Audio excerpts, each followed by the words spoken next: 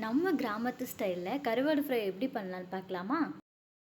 அதுக்கு முன்னாடி நம்ம சேனலை சப்ஸ்கிரைப் பண்ணாதவங்க கண்டிப்பாக சப்ஸ்கிரைப் பண்ணிக்கோங்க. அதுக்கு முதல்ல கருவாடை நம்ம சூடான தண்ணியில் 3லேருந்து 4 தடவை நல்லா அலசினா தான் அதிலேருந்து மண் நல்லா க்ளீன் ஆகும். ஃப்ரை பண்ணுறதுக்கு எண்ணெய், கடுகு, கறிவேப்பிலை, சின்ன வெங்காயம் கொஞ்சம் அதிகமாக எடுத்துக்கணும். அப்போ தான் டேஸ்ட்டு நல்லாயிருக்கும். மஞ்சள் தூள், மிளகாய் தூள், துருவன தேங்காய், அப்புறம் கருவாடு இதெல்லாம் நமக்கு தேவைப்படும். முதல்ல கடாய் சூடானதும் அதில் தேவையான அளவு தேங்காய் எண்ணெய் ஊற்றிக்கலாம்.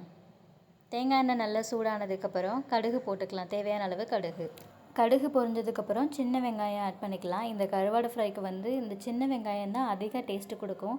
உங்கள்கிட்ட அந்த சின்ன வெங்காயம் இல்லைனாலும் பெரிய வெங்காயம்னாலும் ஆட் பண்ணிக்கலாம். வெங்காயம் நல்லா பொன்னிறமாக வர வரைக்கும் நல்லா வதக்கி எடுத்துக்கலாம். அப்போ தான் அதோட டேஸ்ட்டு ரொம்பவே நல்லாயிருக்கும். அடுத்து காரத்துக்கு 2 வத்தல் சேர்த்துருக்கேன். உங்களுக்கு எவ்வளோ காரம் வேணுமோ அதுக்கேற்றாப்புல நீங்கள் கூடவோ குறையவோ வத்தல் சேர்த்துக்கலாம். அப்புறமா ஒரு கொத்து கருவேப்பிலை சேர்த்துக்கலாம். இந்த வெங்காயம் கருவேப்பிலை எல்லாம் மிக்ஸ் பண்ணுற அளவுக்கு நம்ம வதக்கி எடுத்துக்கலாம். நல்லா வதங்கினதுக்கப்புறம் இந்த ஸ்டேஜில் நான் 2 கப் அளவு கருவாடு எடுத்திருக்கேன். உங்களுக்கு ஏற்ற மாதிரி நீங்கள் கருவாடோட அளவை ஆட் பண்ணிக்கோங்க. இப்போது அந்த கருவாடும் அந்த வெங்காயமும் மிக்ஸ் பண்ணுற அளவுக்கு நல்லா வதக்கி எடுத்துக்கிடும். அப்போ தான் அதோடய ஃப்ளேவர் நல்லா இறங்கும். அந்த கருவாடில் உள்ள தண்ணியும் நல்லா வற்றும். இந்த கருவாடை எண்ணெயில் நல்லா 2 நிமிஷத்துக்கு வேக வச்சு எடுத்திங்கன்னா அது நல்லா கிறிஸ்பியாகவும் இருக்கும். இப்போது இந்த ஸ்டேஜில் நம்ம உப்பு சேர்த்துக்கலாம். உப்பு நம்ம தேவையான அளவு குறையவே போட்டாவே போதும். ஏன்னா அந்த கருவாட்டில் நிறையவே உப்பு இருக்கும். அடுத்து நம்ம ஏற்கனவே கருவாடு கழுவும் போது நம்ம மஞ்சள் பொடி ஆட் பண்ணி கழுவிருக்கோம். அதனால் 1/4 டீஸ்பூன் மஞ்சள் பொடி போட்டாலே போதும். காரத்துக்கு நான் ஏற்கனவே 2 வத்தல் முன்னாடி ஆட் பண்ணியிருக்கேன். அதனால் 1/2 டீஸ்பூன் தான் மிளகாய் பவுடர் போட்டிருக்கேன். நீங்கள் உங்களுக்கு காரம் எவ்வளோ தேவையோ அதுக்கேற்றப்பில் மிளகாய் பொடியும் ஆட் பண்ணிக்கோங்க. அப்புறம் அந்த மஞ்சள் பொடியும் மிளகாய் பொடியும் அந்த பச்சை வாசனை போகிற வரைக்கும் 2 நிமிஷத்துக்கு நல்லா வதக்கி எடுத்துக்கலாம். இப்போ கருவாடு ஓரளவு மீடியமாக வெந்து வந்திருக்கு. இந்த ஸ்டேஜில் பார்த்திங்கன்னா கருவாடு கொஞ்சம் கிறிஸ்பியாக இருக்கும். இன்னும் கொஞ்சம் வெந்து வரதுக்காக நம்ம கொஞ்சம் தண்ணி ஆட் பண்ணிக்கலாம். தண்ணி நீங்கள் ரொம்ப ஒரு கிளாஸ் அந்த மாதிரிலாம் ஊற்றணும்னு தேவையில்லை. 2 கை தொளிச்சு விட்டாலே போதும், அது நல்லா வெந்து வரும்.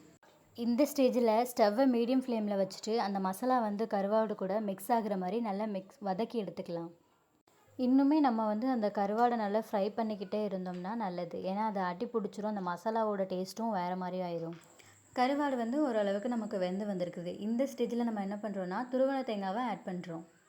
அதுவும் தேங்காய் நம்ம கருவாடை இறக்குறதுக்கு 2 நிமிஷம் முன்னாடி சேர்த்தா தான் டேஸ்ட்டு நல்லாயிருக்கும்.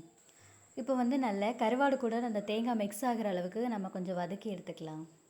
இந்த கருவாடு ஃப்ரையில் தேங்காய் சேர்த்தது ரொம்பவே டேஸ்ட்டாக இருக்குங்க. இதுக்கு முன்னாடி நம்ம பொரியலில் தான் தேங்காய்லாம் ஆட் பண்ணுவோம். இந்த கருவாடு ஃப்ரையில் நீங்கள் ஒரு டைம் ஆட் பண்ணி பாருங்கள், ரொம்பவே டேஸ்ட்டாக இருக்கும். இந்த ஸ்டேஜில் கிட்டத்தட்ட நமக்கு கருவாடு ரெடி ஆயிடுச்சு. இப்போ நம்ம ஸ்டவ்வை ஆஃப் பண்ணிக்கலாம். அவ்வளோதாங்க, சுட சுட கருவாடு ஃப்ரை ரெடி. இந்த கருவாடு ஃப்ரையை நீங்கள் பழைய சாதத்துக்கும் தயிர் சாதத்துக்கும் வேறு எந்த சாதத்துக்குனாலும் நீங்கள் எடுத்துக்கலாங்க. இந்த வீடியோ உங்களுக்கு பிடிச்சதுன்னா லைக் பண்ணுங்கள், ஷேர் பண்ணுங்கள், நம்ம சேனலை சப்ஸ்கிரைப் பண்ணுங்கள். நெக்ஸ்ட் வீடியோவில் மீட் பண்ணலாம்.